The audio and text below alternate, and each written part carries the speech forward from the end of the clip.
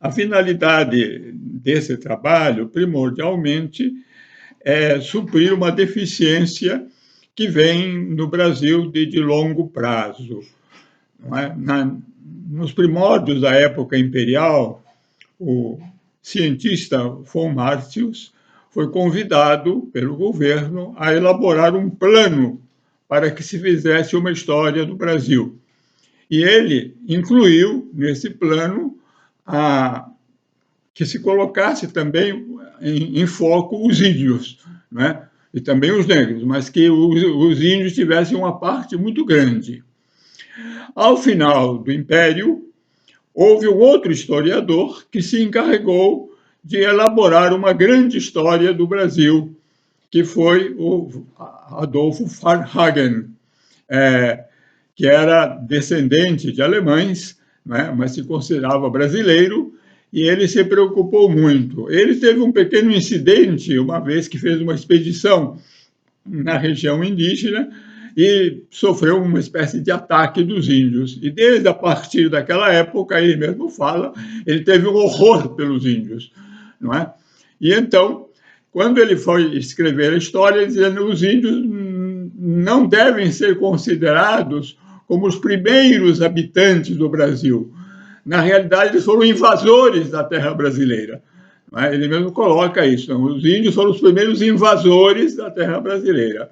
Aqueles que legitimamente se transformaram em conquistadores e legítimos possuidores foram os reis de Portugal, não é? Porque receberam a autorização do Papa, não é? Com direito àquelas terras. Então, as terras pertenciam agora a Portugal, não é? E, portanto, a história do Brasil, na mente de Varnhagen, é a história da dominação portuguesa em cima do chamado território brasileiro. Somente que os primeiros historiadores trabalharam com história, aqui o Frei Vicente Salvador e outros, disseram que os portugueses nunca se interessaram pelo Brasil. O que eles vinham aqui era simplesmente para explorar o pau-brasil, explorar mais tarde a cana-de-açúcar, etc. Não é? O Frei Vicente dizia, os portugueses, se pudessem, eles ensinariam os papagaios a dizerem papagaio real para Portugal. Até os papagaios deviam voltar para Portugal. Aliás, houve muita exportação de papagaios para Portugal.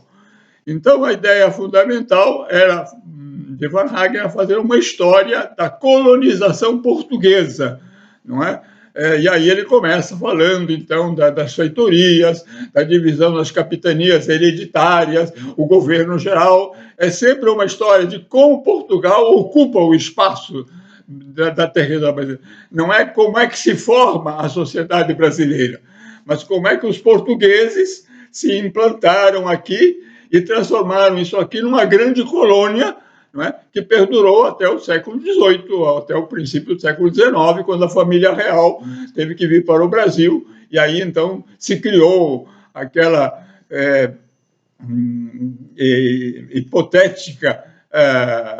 hipotético nação brasileira, não é? Que, na realidade, não era senão a presença dos descendentes portugueses, né, que ficariam no trono até a época da República. Não é?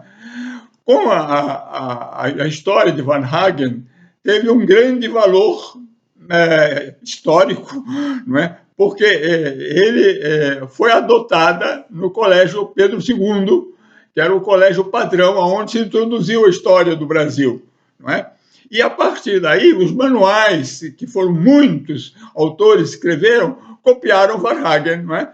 Então, quando eu estudei História do Brasil, não é? A História do Brasil era exatamente isso, estudar a história das capitanias hereditárias, estudar a história do primeiro governador, do segundo governador, do terceiro governador, não é? Como é que a política, era uma história da política portuguesa dominando aqui no território brasileiro.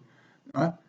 Mas, ao mesmo tempo em que Varnhagen dominava essa história, um outro historiador, né, cearense, Capistrano de Abreu, reagiu fortemente. Ele dizia, a história do Brasil tem que ser a história do povo brasileiro, né? E a história do povo brasileiro é a história de um povo, ele usava uma expressão muito violenta, um povo que foi violentamente oprimido, capado e recapado. Não é? E então nós temos que fazer a história daqueles que foram oprimidos, não é? E não dos portugueses, que foram os dominadores da terra. E ele dizia, então os índios têm que ocupar um espaço muito grande nessa história. E ele também fez concurso e ganhou concurso para ser professor no Colégio Pedro II. Ele dizia, vou fazer uma nova história do Brasil, que se contraponha à história do Varhag. Porém, ele disse, mas precisa começar a fazer a história dos índios. E aí, então, ele ficou apaixonado de fazer a história dos índios, né? E começou, então, a trabalhar com algumas tribos. Depois ele escreveu, inclusive, duas histórias, né? Os índios Bacairis, né? E dos índios Caxinauás. Né? Ele escreveu dois, mas ele passou a vida escrevendo os índios e não pôde. O pessoal disse, que pena de um autor, que pena que ele não pôde escrever a história do Brasil. Mas, mesmo assim, ele escreveu alguns capítulos da história colonial, não é? E nesses capítulos da história colonial, ele coloca bem em evidência, não é, a nova forma com que devia ser feita a história do Brasil. Não é? Um dos pontos que ele chama muita atenção, em primeiro lugar, é que a história começa com os índios.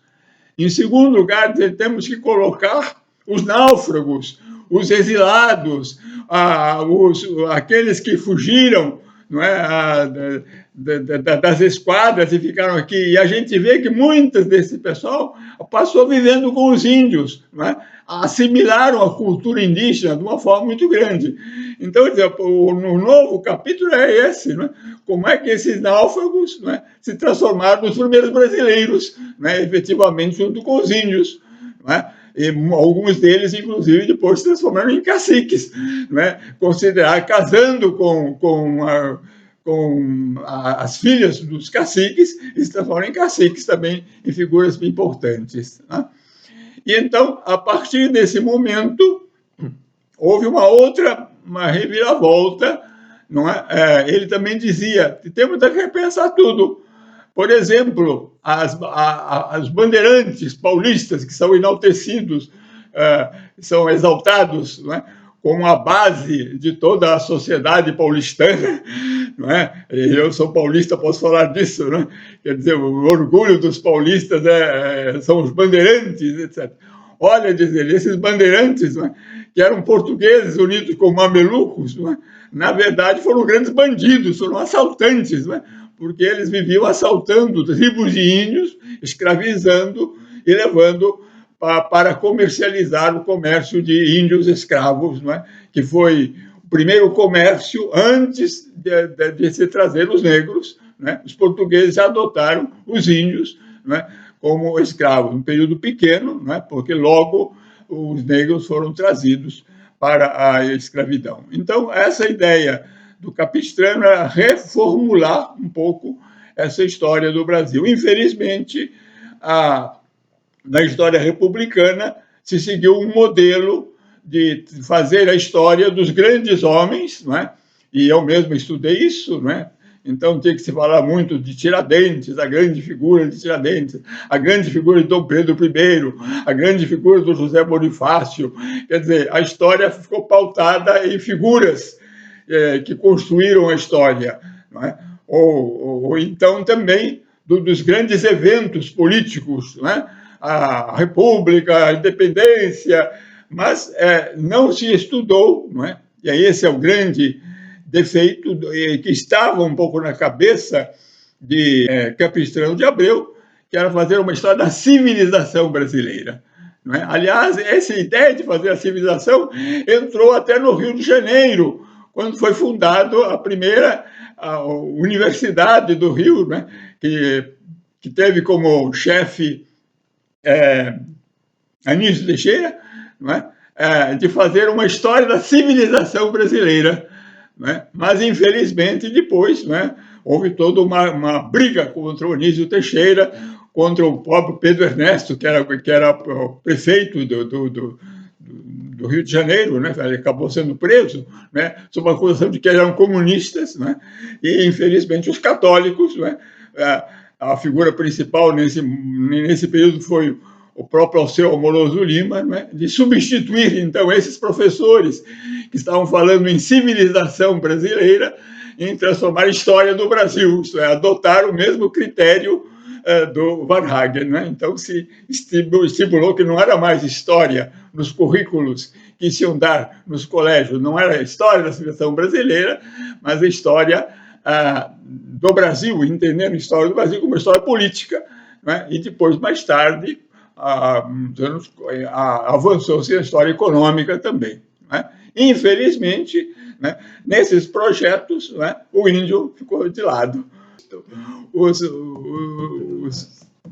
tupinambás, né, para fazer uma luta no Rio de Janeiro contra os tupinambás. E, de fato, estão trazidos os índios também de São Vicente, etc. Né, aquele episódio que é muito chamado Confederação dos Tamoios. Né, e então se termina com a expulsão dos franceses, né, né, e os tupinambás vão ser arrasados e os temininós vitoriosos, né, com o Araribóia, vão receber umas terras em Niterói, né, que era antes o lugar dos temininós, né, e vão receber lá umas terras, né, que vai ser ocupada e eles vão ficar depois num lugar lá, num lugarejo, né, uma aldeia que é dedicada a São Lourenço, né, mártir, né, São Lourenço mártir. Né. Aí é um episódio muito interessante, né, porque Anchieta vai compor mais tarde um drama para os temininós, não é, sobre a figura de São Lourenço queimado, né?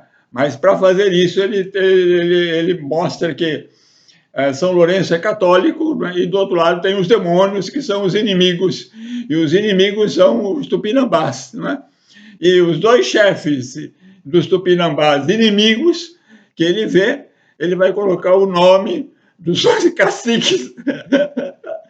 Os dois caciques tupinambás recebem o nome de dois grandes demônios, né, que estão assaltando os cristãos, não é, nessa luta. Então, quer dizer, cada uma dessas histórias são histórias que fazem parte da história do Brasil. Não é? Então, elas precisam ser inseridas na história do Brasil. Não é? E não é só os portugueses vieram, fundaram as capitanias, quem era o primeiro governador, quem foi o segundo governador, quem foi o terceiro governador, quem foi isso, quem foi aquilo. De cada tribo, né, eu procuro fazer a história, né, como é que foi, como é que eles foram, como é que eles se compactuaram, né, com os portugueses ou não se compactuaram, né? Algumas tribos se compactuaram, outros ficaram a favor dos franceses.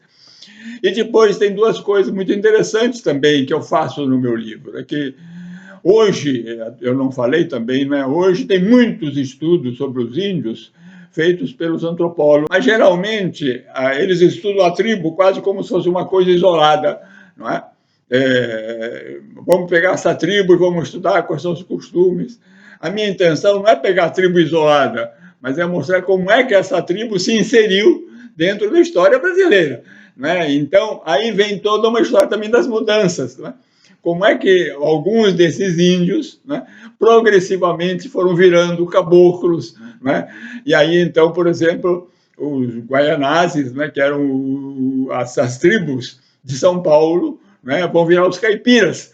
Né? Então, os caipiras vão ter todo o modo de conduzir, que é o modo de conduzir indígena. Né? O hábito, as tradições indígenas, eles vão manter esses hábitos, tradições indígenas. A mesma coisa lá em São Vicente, né? Indo lá para a área, não é? Temos os caiçaras, né? Os caiçaras também, né? São descendentes de índios e muitos deles vão manter. Então, eu pego como é que os antigos tupiniquins, né, viraram caiçaras, né? E como é que esses caiçaras sobrevivem hoje. Né? Então, o índio, a história é acompanhando a história deles, né, até onde é possível. Né? Algumas tribos, por exemplo, como é que eles lutaram na Bahia, etc. Então, são uma quantidade enorme de histórias, né, não dá para contar, nem a minha memória daria aqui, né, para lembrar todos esses nomes, né, de índios. Né? E, finalmente, agora eu estou encontrando, né, essas tribos do Mato Grosso, que são uma quantidade enorme, né? E também vendo com um pormenor muito interessante também que eu queria acenar. O meu desejo, uma grande parte do material que eu tenho são materiais oferecidos, por exemplo, né? Outra grande parte é pelas missões católicas. Em quase todos os lugares houve missões, a começar pelos jesuítas. Né?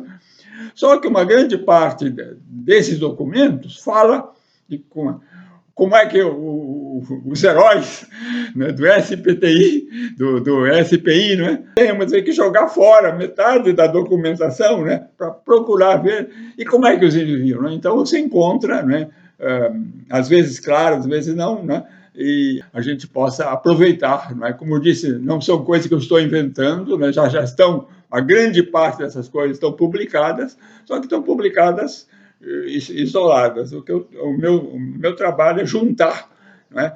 E pegar de cada tribo, porque às vezes um artigo pega só um tópicozinho, né?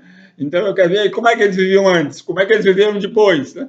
Então fazer esse trabalho de ver cada tribo o máximo que possível, né? Com isso depois você pode inserir na história. Algumas delas já estão inseridas, porque exatamente como é que eles trabalharam com o pau-brasil, como é que eles trabalharam...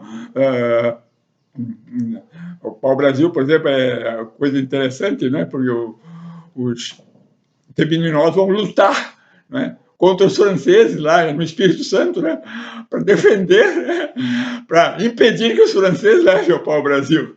Né? Mas para quê? Para favorecer os portugueses. Então, é sempre uma finalidade, né, política, econômica, que está por trás de toda essa história. Acho que as informações que eu podia dar, assim, né, resumidamente, são essas. Muito obrigado. Tá ótimo.